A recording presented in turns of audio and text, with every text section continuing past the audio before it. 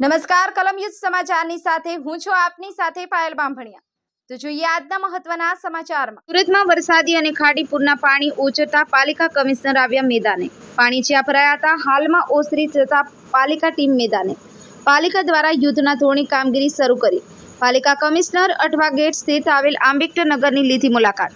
તમામ જગ્યા પર સાફ સફાઈ અને દવા છંટકાવવાની કામગીરી શરૂ કરાઈ। ઘરે ઘરે જઈને મેડિકલ ટીમે સર્વે હાથ ધર્યો। બ્યુરો રિપોર્ટ કલમ યુઝ સમાચાર સુરત।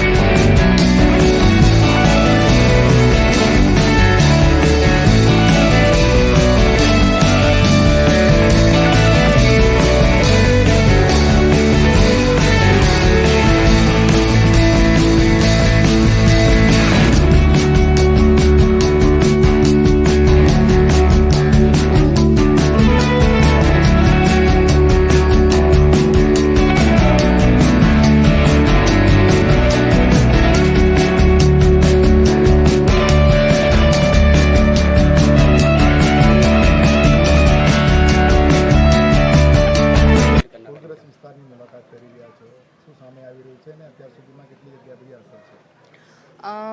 અત્યારે જ્યાં જ્યાં વિસ્તારોમાં સુરત શહેરમાં પાણી ઓસરી રહ્યું છે અથવા તો પાણી ઓછું થઈ રહ્યું છે ત્યાં સૌથી પહેલાં પ્રાયોરિટી સાફ સફાઈ, દવા છંટકાવ, ઘરોમાં chlorine tablet distribution, super chlorination આ બધાના ઉપર આપવામાં આવી રહી છે। સાથે સાથે મેડિકલ ટીમ્સ ઘરે ઘરે જઈને સર્વેલન્સ કરે અને કોઈને તાવ હોય કે ફીવર હોય કે કોઈ પણ હોય તો પ્રોએક્ટિવલી જઈને સર્વેલન્સ કરવા માટેની સૂચના આપવામાં આવેલ છે।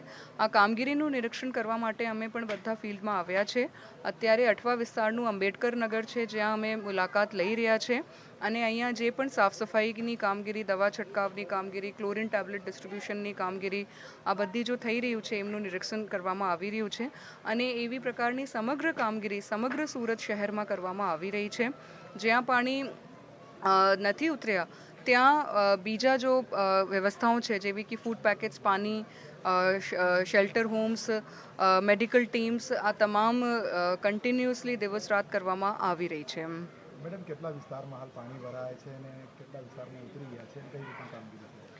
અત્યારે જો ખાડી વિસ્તારવાળું એરિયા છે અને જો લો લાઇંગ એરિયા છે જેવા કે સળિયા અહેમદ અને મીઠી ખાડીના આજુબાજુના જો વિસ્તાર છે ત્યાં પાણી ભરાવાનું અત્યારે છે।